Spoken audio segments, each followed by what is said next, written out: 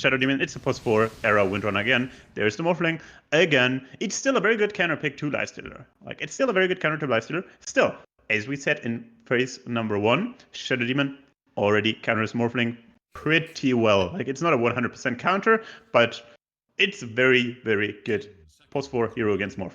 Yeah, Milan is already, like, he's just opened up OBS. He started recording. He's like, I'm going to add this one to my resume right now because this is my game to dictate. As we know, he's definitely going to be on the Shadow Demon now, considering Fodder is the maiden spammer. I mean, he's just directly uploading to YouTube. The title is NiP getting absolutely butt blasted by Shadow Demon. It's no, you got to be more quirky. It's Ninja's about to get their world rocked. Oh, damn. That's also a good one. But speaking of which, tiny pick. Let's go. That's how the segue works here. You just demand things and it happens. That's actually like no tiny so far. That's actually a bit surprising because this hero has been on top of the meta for a long time, but still not picked. I guess Tiny is very bad against Lifestealer. That's why NiP didn't choose to pick it. But Mudgolems? Oh, interesting. But I guess they're just like... No, they'll just get the Void Spirit. I was wondering if they'd do this, because NiP, they did at least get more stuns this time around. But it's kind of weird to say this in some people's eyes. Void Spirit is pretty decent against the Beastmaster. Like, you ruin his army very easily. Your initiation's fairly predictable. And when you think about the cast points on Void Spirit, you kind of need another stun, or you need to actually be playing favorably from Fog to ever catch this Void Spirit. Exactly. Beastmaster, the Roar is a hard lockdown. Yeah, it's a good and hard lockdown. The animation is pretty slow though, so it's hard to find the Void Spirit who has pretty fast, pretty quick animations. So if the Void Spirit is reacting perfectly, if he's very aware of the situation, it's very, very hard for the Beastmaster to roar him without any kind of Fog or Dagger or Shadowblade shenanigans. And likely this is probably going to be 33-0 again, and then we'll see Piranhas as we go past the final bans. Just because, Void Spirit versus Morphling can handle that fairly well, and I like this idea of them getting something more damage focused physically in the mid lane to support this lifesteal as the game goes on. Yeah, let's see. First bans coming out. Mudgolems banning the Doom, like first bans in the last phase. Doom, very, very menacing hero in safe lane, also in mid lane. That hero can be played everywhere. Lina banned from NiP. That's to be expected. That's like one of Piranha's specials. Yeah, and they did it last game as well. Last game when they picked Morph on 8, they banned Lina second phase. And yeah, this Lina seems to be like the go-to ban when they want to pick Morphling in mid lane. Let's see how that's going to round this out. Because, with the Doom, like you said, it's flexible. The weird part is that when I'm looking at this, I still feel like NiP are leaving Charlie's here, right? So, like, the prioritization of Doom, it's nice they're covering bases because it would be very good against their lineup. But likely now we're going to see a carry. And I'm trying to think, like, what would fit really well for NiP in that role. Maybe something along the lines of... Oh, really? And no, they're convinced it's the offlane that's coming. I'm not sure. I think they are thinking NiP want an active carry, a carry that can just apply pressure. And you can play NS and Doom on the carry role. It is possible. That's true. I feel like I didn't want to go that way with it just because Night Stalker has fallen off hard in the carry role, right? Like we had that meta where Ags was like, yo, this is really OP. I do like the idea of him in the mid though, at the moment. I feel like Night Stalker does thrive on that because this hero, if he has ample levels in the first nighttime, you can dictate the rest of the lane and phase for the map. That is true. That hero applies a lot of pressure. Minute 5 on mid lane, you're probably going to be level 4 or 5 if you have a good game. And a level 5, natural level 5 in the night is horrible for the enemy team. But there's a Queen of Pain from Mudgolems, very stable laner. But still, they kind of have flexibility in their draft. They can switch the Void Spirit and the Queen of Pain. Both heroes can play 2 and 3. Let's see what they decide to do after they see the NiP pick. Interesting to see. I think the other thing that's awkward for NiP is I would like to see another stun because we already said they got Primal Roar, right? But other than that, any other stun you have can be offset by the Lifestealer with the basic Dispel from Infest, as well as the fact that you've got disruptions anyway. It feels like you need some sort of backline catch that has a stun right now as NiP. It's pretty sweet. I mean, the NS, who is kind of a mini stun in the silence, the Doom with the Doom. There are 2 heroes that can disable people. Let's see what NiP pick now. Let's hope it's not a Monkey King, but I think they learned from last game. So let's see what they pick for Charlie here. They could also go hard carry, but it's gonna be rough again. It's gonna be hard. And they're only 5 seconds. Oh my god, this is... It feels like they're being tripped up a bit. So yeah, it is going to be the Charlie Morphling and the Templar Assassin Supreme. All right. I mean, that fills the gap that I was worried about. Like, now you actually have a means to jump the back line. You can kind of like 2-tap Shadow Demon if you get stacked quickly on the Templar Assassin. Also, this applies some additional tower pressure early on, right? Like, you can actually rotate, take towers of the Beastmaster early. Yeah. So not a bad pick, actually. Yeah, they got a lot of pressure. Like, the TA, of course, it's a farming hero, but you farm for 10 minutes, and then you have the dagger, and then you can actually do a lot of moves on the map. And in combination with the Beastmaster, you apply an insane pressure on towers with the Enchanters as well. Those are 3 heroes that can just pressure lanes, kill towers. Well, of course, you can also go for the Desolator build, Desolator into the Blink Dagger. That's going to hit a bit later, like 3 or 4 minutes later. But still, TA is not that much of a greedy hero. Like, you destroy most lanes, or at least win most lanes, and then you have a very, very good timing on minute 10 to 20, where you can overtake the map, push towers, and create space for the Morphling. And yeah, NiP are on a typical Charlie hero now. It's the Morphling. It's not a monkey, it's a Morphling. So Charlie, he will be a lot more confident in this game. And I'm also a lot more confident for NiP. Their draft looks a lot more balanced than last game. So I'm happy for game number 2. No, like, there's going to be people in chat, you're going to remember what I was saying just before that pick came out, that they need this jump, they need this, like, this initiation, they need more stuns, and they're like, oh, Pigeon, why are you butt sniffing near NiP now? Why are you saying that this looks like a great TA game? And it's quite simple, right? Like, in this game now, yeah, you haven't got an additional stun, but you've got this kind of pace setter off the lane, that if you get a good start, you can take control of the game. You got this hero that can go in, and as many people who may just criticize the fact I said they haven't got another stun out of this will know, because you do it in your pub games enough, sometimes you don't need a stun. If you hit someone hard enough that they die, right? You've all been there building your Daedalus and your Rapiers on your snipers. You know what I'm talking about. I mean, it might backfire, but when it works, there is no one left to be stunned. Yeah, exactly. So this TA was a pretty good pick, I gotta admit. It's a different kind of hero, but as you said, it's a pace setter. But the lane against Quap is not that clear cut. Queen of Pain, she can play that lane. She can actually pressure TA. It's gonna be very, very delicate in mid lane. If Borania is able to, I wouldn't say shut down, but slow down the start of the Supreme Templar Assassin, then I think NiP is quite of a pickle, I gotta admit. So Supreme, he has to do well in mid lane. He has to do well, get his blink, get his Deso timing. And with that, they can apply pressure. If that doesn't work, I kind of fear for them. But well, let's see. Do you ever feel like this hero was kind of made for Supreme? Like, of player names, like when you said it there, it just has a ring to it. The Supreme Templar Assassin. Yeah, like I have played a lot against Supreme. I played with Team Germany against Chicken Fighters in WESG last year. And well, his TA destroyed us pretty hard. And yeah, that hero is, I think, the best hero of Supreme. I think, yeah, I actually think it's his best hero. His Morphling is also insane, but I think Templar Assassin is Supreme's best hero. That's it. I mean, I was just talking about how awesome it sounded, but you are right. Like, this is the hero. When you ask me about Supreme, it's like this. Morphling's probably the other one for him that you always think of. But, like, say it again. Say it in your head. The Supreme Templar Assassin. It's like, like when you got like this over the top tile for like the Grand Templar, for example. Right.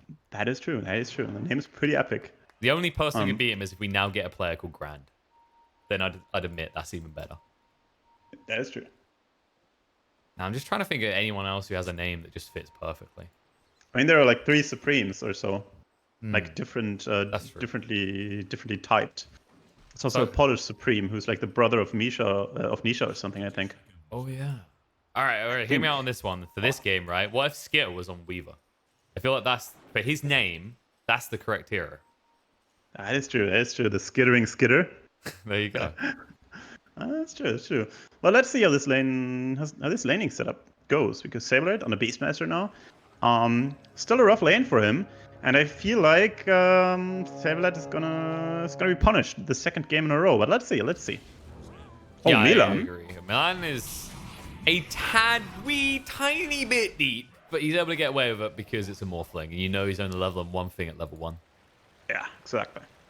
I mean, that hero. I say always, get away almost. with it, not walk back into the mess. Looks Oh like no! that's going to be first blood. As Milan has nowhere to run, both Era and Misha were waiting for this easy kill. Oh my god. Felt like a deja vu from last day when like the Tiny ran at the enemies on level 1, the Gilgir Tiny, lived, and then the support Phoenix died or something. Like, wow, that's a good first blood. Good start for a Windrunner. Getting 1k gold already. Getting closer to Boots. Yep.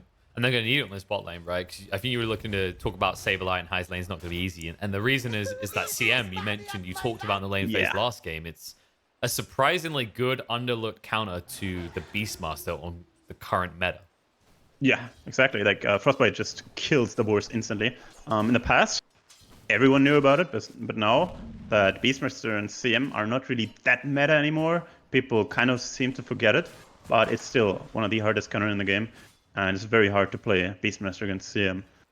Even the Crystal Nova does a lot of damage against the boar, which is only 300 HP on level 1, which is very susceptible to dying to a CM.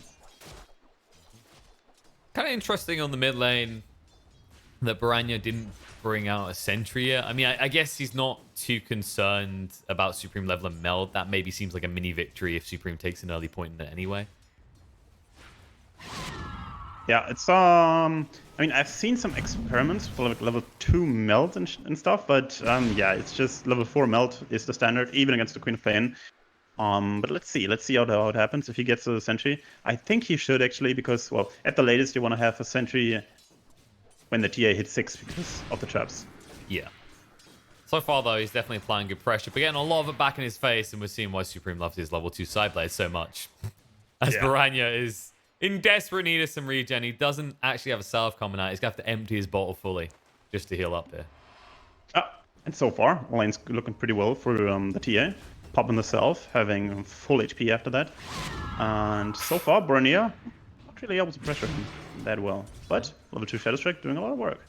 That was a cheeky nut on the range creep. So, you know, despite how the CS is looking right now, Supreme at least getting a few buybacks and forcing a little bit out of Baranya. And speaking of CS, every lane right now is looking pretty nice and shiny for mudgolems. That is true after all. Like, slight advantage on every lane. Oh, Saberlight on bottom. Looking rough. Yep. Looking rough. He can't run away. That's not even the Oof, by the way. Like, Skit hadn't even picked that up yet. Oh my god. Now that's Oof, without Oof. He has 360 gold already, so he will probably wait for Boots, then bring up the courier, and that's gonna be disgusting. Boots, Oof, I don't know about Saberlight. Like, how can he lane? No Boots, no Windlace, against a Boots Windlace lifestealer. I don't see that happening. Real talk, I don't see that happening. Like, it's gonna be worse than that, right? Like, it looks like Era has gone for the shackle shot. Usually we see Wind Rangers try and get more aggressive. They go for a second point in the power shot, especially with this kind of combo on the lane. But now that you're forced into this 1-1-1 build, you're always going to be defensive. You're always going to be running away in these situations. We'll break up soon, or we'll have to break up soon. Milan is going to be brought low, and the enchant will slow him down enough that he's going to be killed off. Oh, he almost got the courier.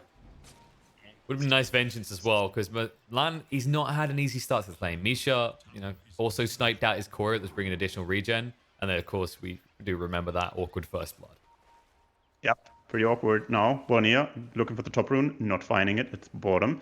That's looking pretty good for Supreme and Era. They're securing the rune. Slight luck, of course, but Milan is going to refill the bottle of Baranya. He really, really needs that bottle refill. And he's actually going for a 3-1-1 skill build, which is kind of uncommon by now. Most Queen of Pains skip the Shadow Strike after 2 levels, but he's committing all in 3-1-1 against the Supreme TA.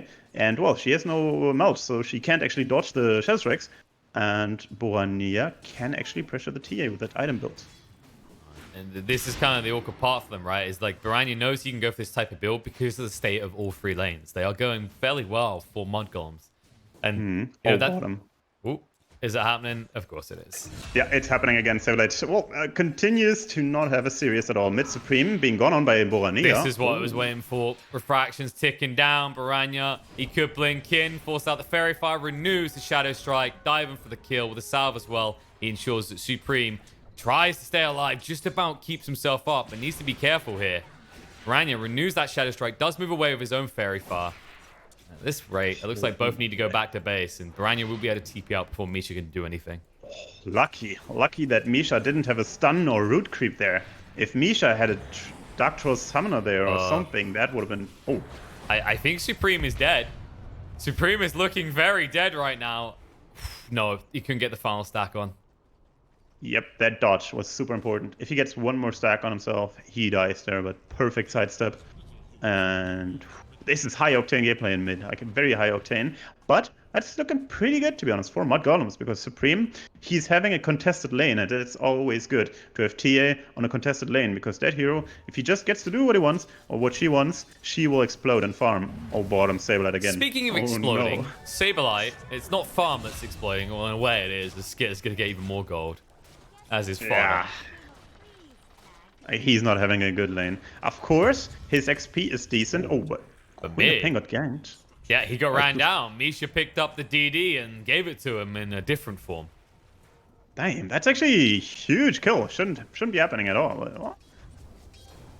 It's okay, I guess, but still, the Queen of Pain is suffering a lot. Like 1.7k only. Of course, TA only has 1.9k as well, but still, like. Queen of Pain shouldn't struggle that much. And well, her item build, or her skill build more, it's not a comeback skill build. She can't farm with Scream of Pain, so both mid laners being kind of, well, left under the bus because of like this bloodbath. You see the pressure that comes out as well. A lot of this is credit to Misha. You know, we wondered if you want to go the Ench again, and he's proven exactly why he should. As the moment Baranya got back to lane, he lost half of his HP pool. Exactly. And both carries free farming, that's the thing. Both carries free farming, Skeeter versus Charlie, but in the direct matchup, Morphling has a huge advantage against the Lifestealer. Oh boy, Saber again. Yeah, but the advantage that Skier has is his kill score is looking a lot more healthy, and Saberlights is looking very terminal at this point, as that's his 4th death at the 7-minute mark.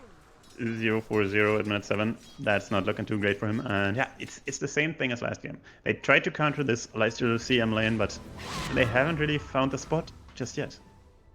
No, and it's concerning because Beastmaster's not really a hero we think about as this comeback hero, right? We don't have to. It's always been this stable laner, right? You don't usually when you pick Beast, there's not a way that he can be bullied this hard. But when that's the case, you have to throw into question what NiP's game plan is going to be at the end of the laner phase. Exactly. Of course, he still offers the hard lockdown. He still offers the vision. He still offers the inner beast. But still, that hero just feels lackluster if you are not able to push the safe lane tower at like minute 10. If you haven't pushed the safe lane tower by minute 10, this hero feels underwhelming. It feels like a hero that, or like a game where you didn't really get what you wanted to do. And well, it's not looking good. He's so far off of level 6, while 33 already has level 6. So his XP is looking really, really rough. Yeah, he's the offlane equivalent of a DK. I mean, I say that we get offlane DK these days as well, but in the manner that you pick this hero to melt the early towers so that anything else in your lineup that's more greedy, like a Templar, Assassin, and a Morphling, get that early influx of gold that makes the pick less punishable. And Borania, he's really having a hard time in mid lane. Like he had a good time, pressured Supreme a lot, but right now he's kind of stuck on the mid lane. 3-1-2 skill build, hasn't used his Sonic Wave yet. Borania is not having the most explosive game. Like, the first game looked a lot better for him, while Supreme is just, well, farming 3 stacks. And this is what TA does. Farming stacks, getting ahead. And let's see if he goes Desolator or the Blink Dagger. Waters is always through at this rate. I mean, he's still got a long way to go, but as you said, he's starting to pull a little bit ahead of Baranya. You have to wonder if there's going to be a rotation coming out soon and where that rotation potentially could be. Misha's been brought low in the top lane in the meantime without the assistance of that quap. 33 tries his best. It's just such a hard kill. Raindrops, the level 2 Nature's Attendant. Good luck. Exactly. I think the highest probability of killing a target is on bottom lane, of course, for Borania. But the bottom lane, I mean, do you really want to kill the level 5 Beastmaster? Not really. I think he wants to go on Charlie, kill the Morphling, because right now the Morphling is the prime target. You can kill that hero pretty easily, and it's also a huge kill. So I think he looks to get top lane. But first, runes. And it's going to spawn bottom. 33, making some interesting life decisions. He goes the opposite way of safety. Was able to move away from Charlie, so they'll secure that route. Meanwhile, Bob, Era, he's going to bring down Milan. Skir couldn't do anything to help. Pretty good kill. And Era, I gotta admit, he has a pretty good game. To be honest, it's even better than Saberlights, actually. Or close to it. XP-wise and gold-wise, he's pretty dominating. Like, medallion ready. Sweet. In combination with the minus armor from TA, that's huge damage, damage increase against targets. In fairness, Saberlight didn't set a high standard to beat with how pummeled he's been at the start of his lane phase. And now let's talk about that. They actually do hit the rotation on the co-op. Yeah, level 2 melt and the medallion, insane minus armor. That's a huge kill. And Borania, he's not looking too hot. 0-0, only 3 points in Scream, only 1 point in Blink. And he has the Midas queued. Oh my god. What? All right.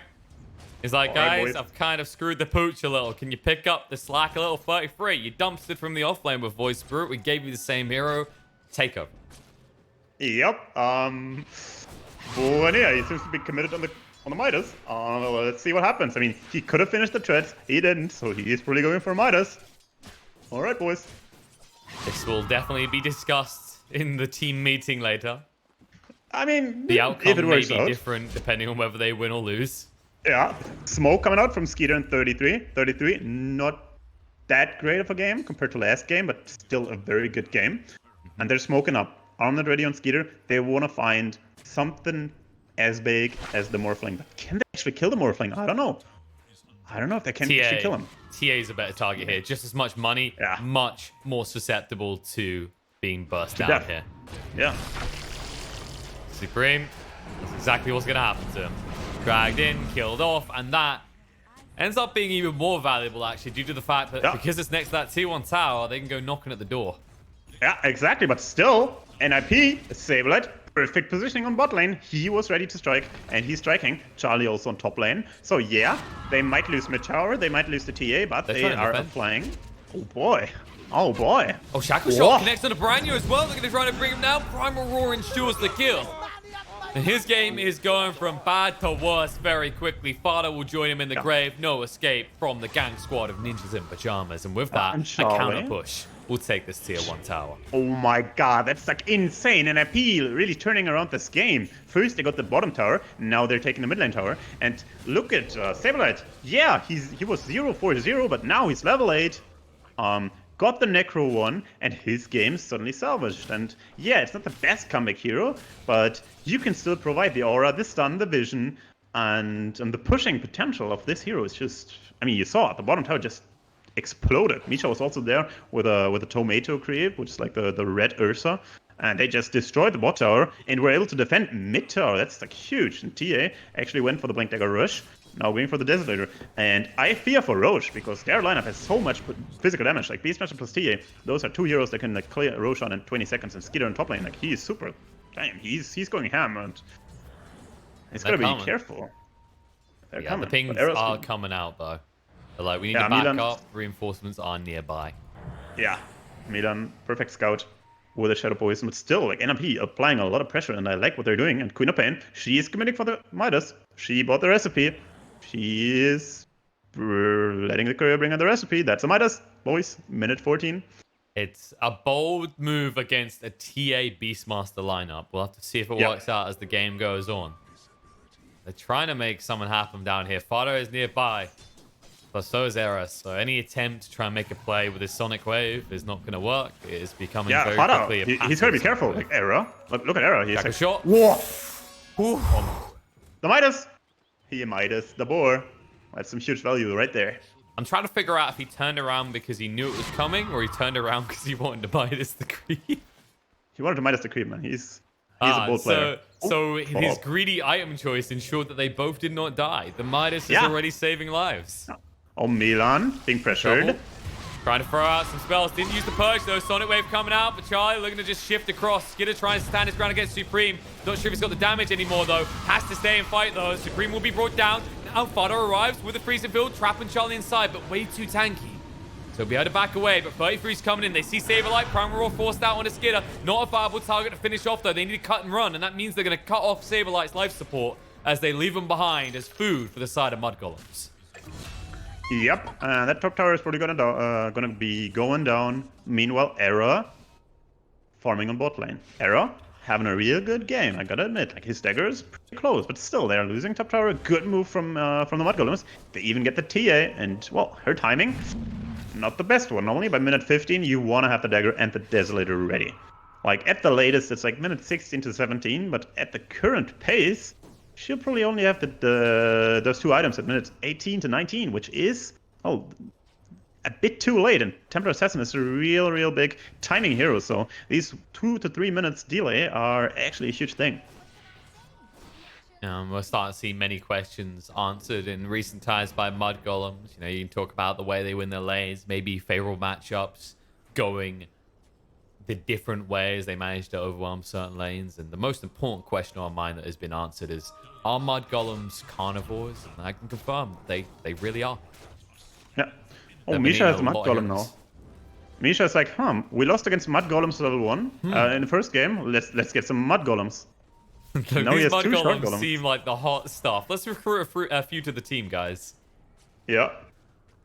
And Skidder, he is actually pretty farmed, and the good thing about his item build, he is itemizing for a lot of armor. So the minus armor from TA, the minus armor from the Winter Medallion is not going to hurt him that much. He's got an armlet, he's got an Iron Talon, and he already got the plate mail for the Assault Cuirass. So currently he's over 20 armor, 28 armor to be precise, and that's quite a lot of physical damage reduction against the TA.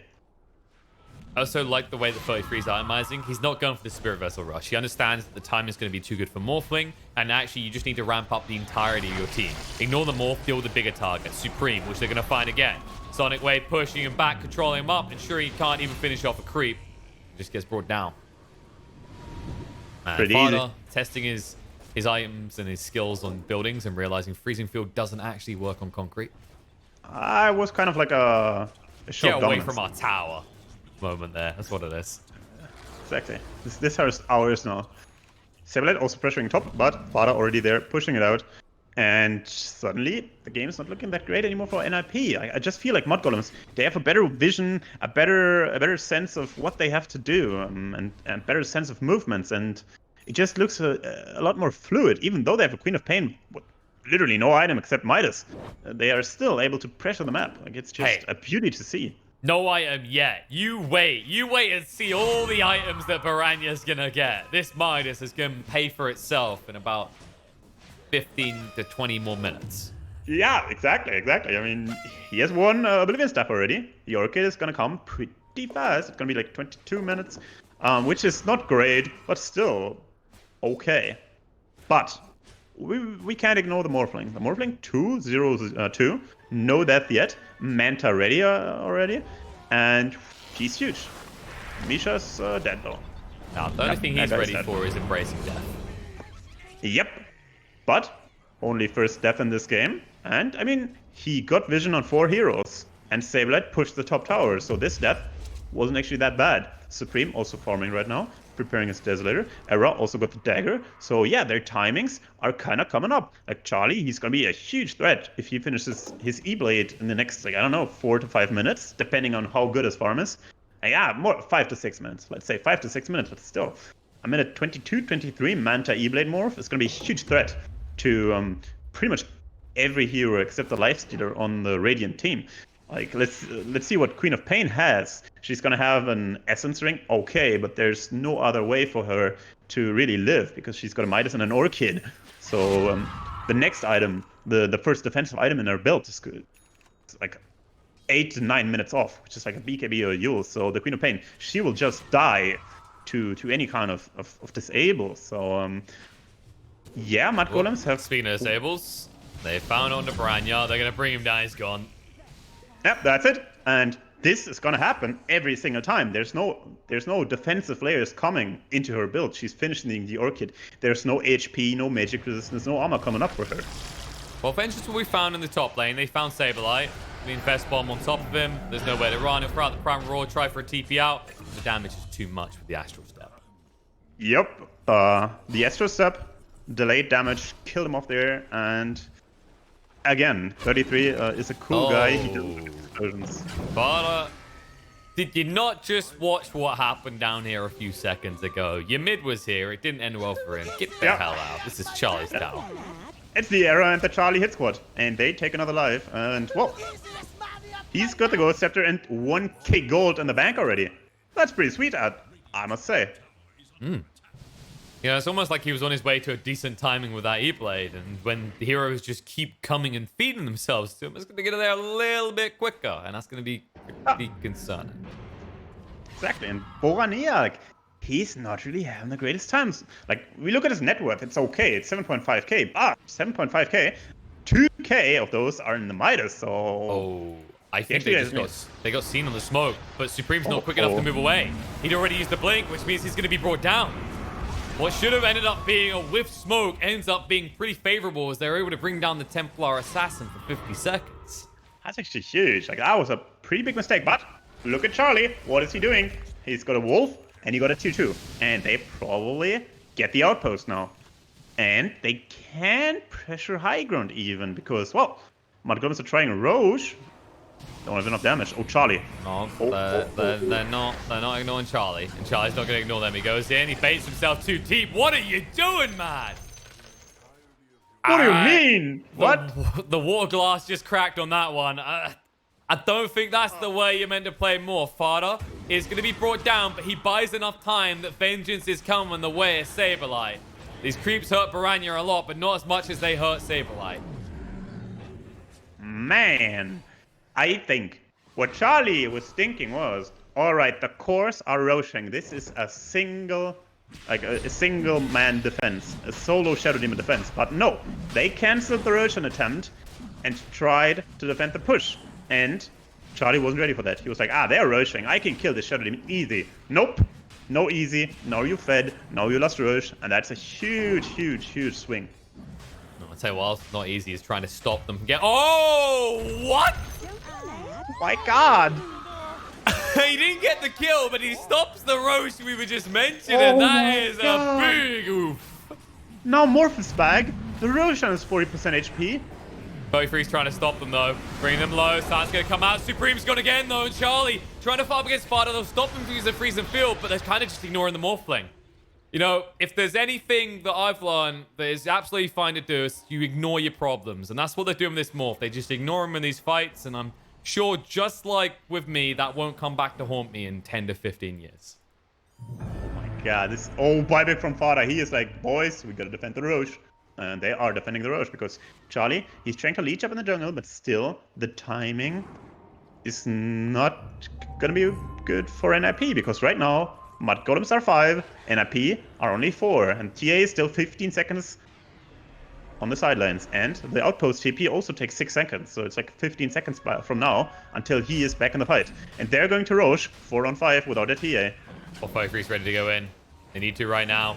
Got a cross ground at Misha. Prime Roar's going to come out on a 33. Now they're going to banish onto the Morphling to make sure he can't finish off the Roche Sonic way through. Skinner gets the Aegis. They get the kill on the Roche. They get the kill on the Morphling. And then they'll kill everything else in the neighborhood. They chase down. They find the edge. Supreme has to blink away. And he has to be quick about it, leaving Saberlight behind to his fate. Nara able to run fast towards safety. But 33 is still hunting Supreme. Astral Step is up, but he won't be able to get deep enough quick enough. Instead, they accept they just got the mighty victory, that Pyrrhic victory, as they take the Aegis and they take many lives from ninjas in pajamas. My God, Morphling tried to last hit the Roche, but he died to the Sonic Wave on 1 strength. He wasn't anticipating the huge burst coming out from Borania. And Skeeter actually all chatting a DX there because he knows the Morphling fucked up in that situation. He knows, Charlie. He flew too close to the sun. Skeeter yoinked the Aegis, has the AC now, and it's looking great for him, for the mudgolems. Only 2k lead, but that was a huge tempo swing again. Like, this game is going back and forth and back and forth and back and forth.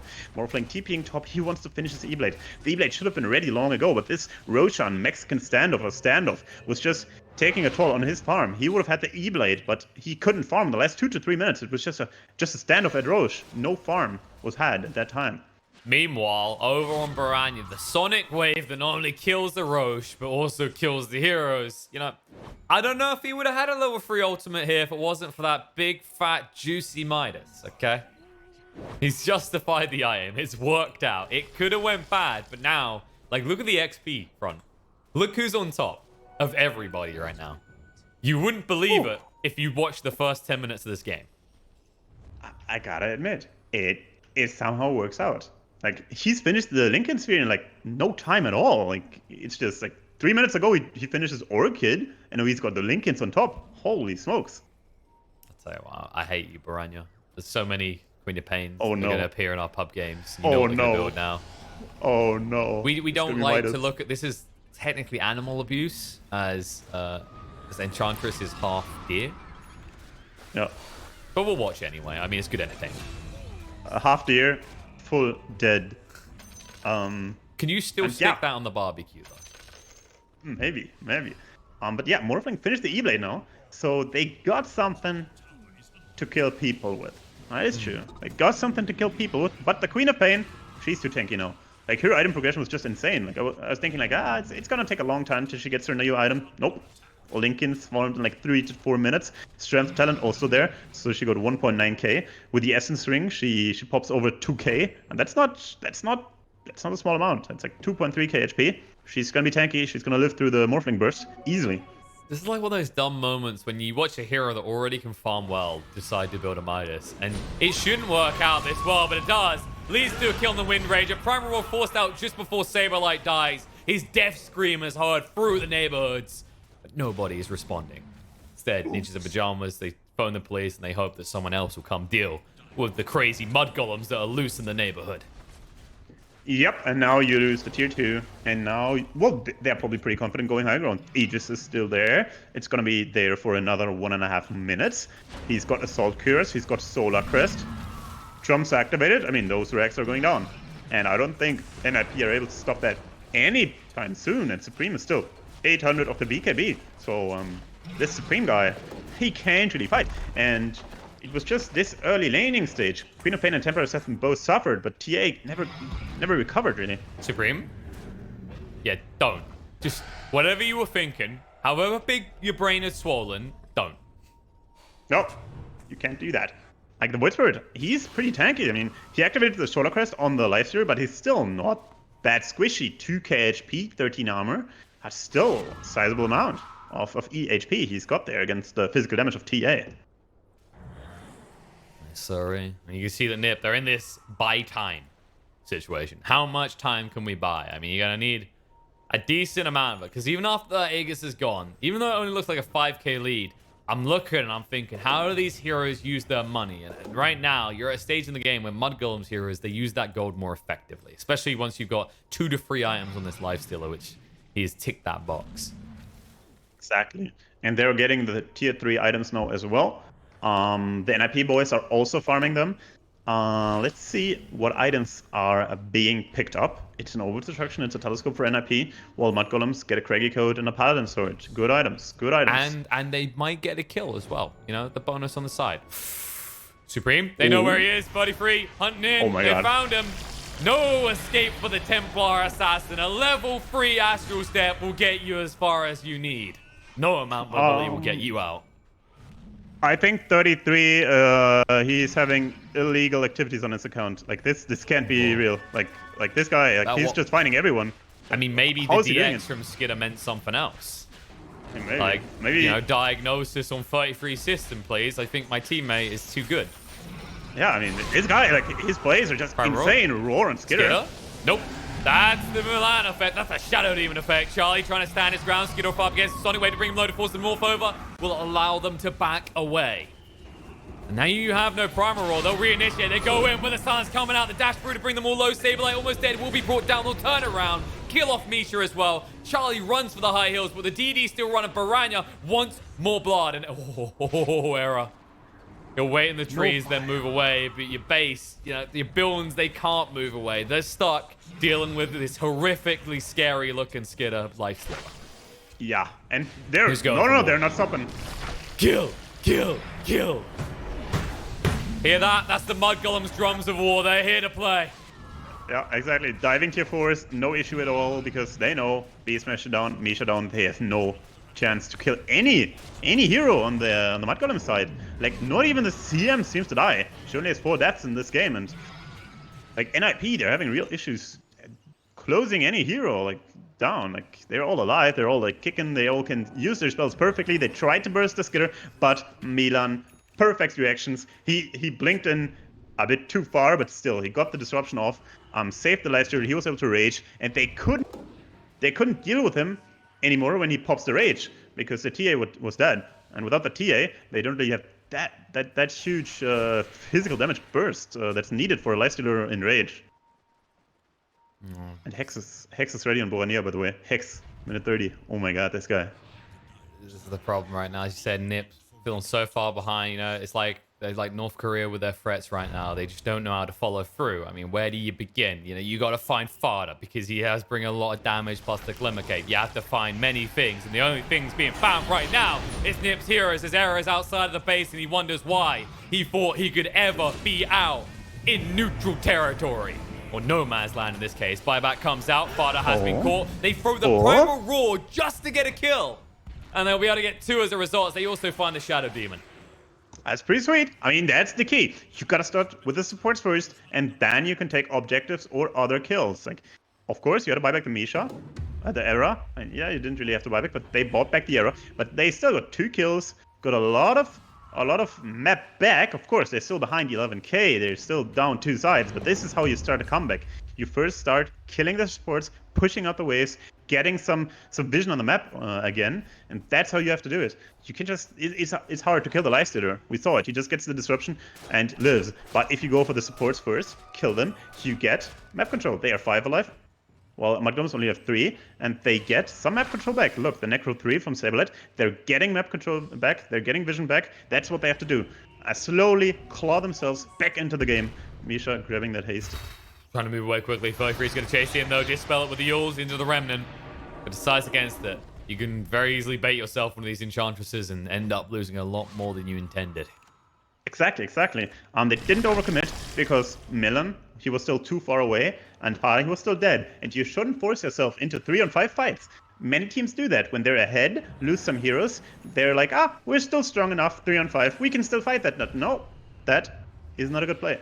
If you're so far ahead, you don't need to force these 3-on-5 fights. You can just say, guys, wait till all are alive again, and then we group up, take the next objective, wait for the Roche, and just play this in a safe manner. Now Roshan is back, they scouted it, and they're probably gonna take it instantly. That's a fair point about that as well. Like, that's also a big weakness that can come in with inexperienced teams with Void Spirits in their drafts, or Embers and Storm Spirits is their initiation, right? These heroes are able to get so far so quickly, and then there's no one to follow them up. Because you're talking about things like, you know, a Shadow Demon, a CM that just can't match the pace that a Queen of Pain and a Void Spirit can set. Yeah, exactly. All about that reach. And right now, NiP, this isn't the high ground. Are they reaching being this far out of their base? I mean, they are smoked, but you can already see that mudgolems, they have other ideas in mind. They see tier 4s, they wonder, why is NiP not defending them? And how quickly can we force them to come back to this base? Oh my god. Are they doing a rush snipe? But it is not really a snipe because the courier from Fada sees that. Going down though. They're gonna do it now. It's too fast. It's too fast. It's too fast. I don't. They messed up. Borania. No, he can't. It's done. This was a bit sloppy from the side of mudgolems. They weren't quick enough to get across. Milan goes in. He's gonna feed over his life to Charlie here. And that should just be the walkaway moment. Like, they're still thinking about going in. Piranha will initiate. Hex goes out on a Supreme. Primal Roll throw now. Supreme down to half HP. BK sideways. Starting way to push them through with shackle shots there on Piranha. He'll be brought down. Double kill already for Supreme. And Skidder chasing him in the meantime. Trying to bring him down, but the BKB will protect him and force them away. Morphling chases forward. Looking on to Skidder next. Shackle shot is there on the Void Spirit. Save comes out from Milan in the meantime. Skidder has to turn around and fight, and he knows it. The buyback's going to come out. Queen of Pain. Piranha's falling on this Skidder. Low on HP. Just about able to move away. The Glimmer Cape will protect him and allow him to get out, but Piranha now needs to escape himself. Lincoln's been popped fodder in a little bit too deep. He's going to be burst down, killed off. The shackle shot ensures that he's stuck on the spot for the turnaround opportunity to bring down Supreme. Morphling loses the Aegis as well. Buyback comes out from Fodder. They're holding the fight right now. And with the Remnant in place, there is nowhere for Charlie to run, nowhere for him to hide. They can pursue him to the ends of the earth because no one is left to defend him. Almost game-winning fight, but the mudgolems, they have the buybacks ready. They buy back without any hesitation. Milan buys back, Borania buys back, and Fada buys back. And they secure the live stream, and it was so damn close. He got disrupted, he got glimmered. That was super close because Skidder, he didn't have buyback in that fight. If he goes down there, that could be a throne. So whoa, that was super fucking close. For I mean, that glimmer was clutch, right? You saw the final Deso shot from TA that would have ended his life, would have proven fatal here. Now, the man who fired that Deso shot is forced to buy back. This is the hoorah. Yep. They need to fight back against this. 33 will look to retreat from the base. They know that NiP has to find something or they are on the edge of the abyss. 33 trying to move away. No way they can initiate. He's need to turn around the Hex Ray. No, Charlie. He gets caught out. He doesn't hit the shift in time. That's going to be his dieback. And with that occurring, NiP are just crumbling. The buyback will come out from Saberlight. Supreme's BKB is running out as he's being counted. Skir says, look, I'm even shinier than you. I shine glorious like the golden victory of a first place winner as they will run through, kill off Misha, chasing in. Diebacks on both the supports for Mudgolems, but the Hex goes out onto Supreme, trying to bring him down. The stun follow-up is good, and he's dead. And with that, any hope of NiP being able to turn this fight in their base is gone. It is a 2-0 victory, and Mudgolems are the first people to make it to the grand finals.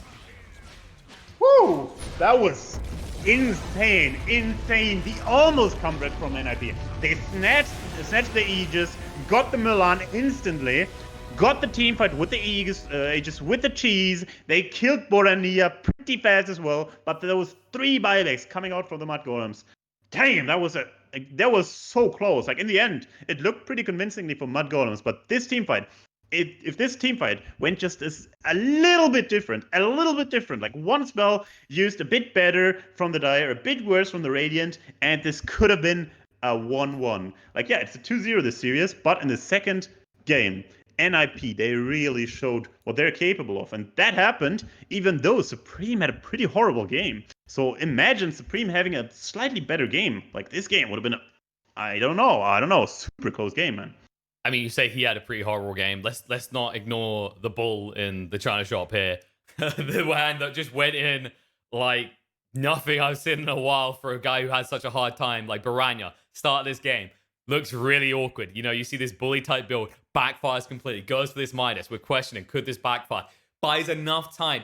Next thing we know, we're talking about, where did this guy come from? Why is he the highest level in the game? Why has he got so many items? Every 2 or 3 minutes, it seems like he's got another item. And you got to give credit to Mudgolems. Even after they succeed that Roche in what looks like a very awkward fashion in that late game situation, then the lack of hesitation, right? They go in, they bomb in, they allow Milan to die, and even then, after they lose the support in what we would look and go, that was questionable, you just see him wiggling around. Barang's on the side, is like, I'm ready to pounce. And that is hard to that's hard to actually do, right? When you're in those late game situations, I think you were saying it in the previous series yesterday, is, you know, the classic quote is that when you get to late game, it gets spooky. And even though this was only 36 game, it felt like that spooky 50-minute scenario around the 30-minute mark. Yeah, true. Like, this game was so close. Skidder didn't have buyback in that final fight, man. It was so close. They must have been clenching everything they got. And they did it. And they pulled through. And NiP are going to the lower bracket. And still have the chance to get revenge in the grand final where Mudgolems are waiting. Mm-hmm. That's right. Mudgolems, they get past their squeaky bum time moment. That awkward moment towards the end of the second game to ensure that it's an easy, smooth sailing in the end with a 2-0 victory over the side of Ninjas in Pyjamas. But Ninjas in Pyjamas are not gone. They're not out. They're not done ski. They will be back tomorrow in the lower bracket final, waiting anxiously, eagerly for an opponent, which we're going to find out who it's going to be next. Because after a short break, we're going to be returning for Khan versus Viking, where we will see if the CIS dream is going to be crushed and overwhelmed by the immaculate power of the muscular Vikings, or if we still have the potential for a CIS EU showdown in the grand finals. It's going to be insane and huge. Spooky.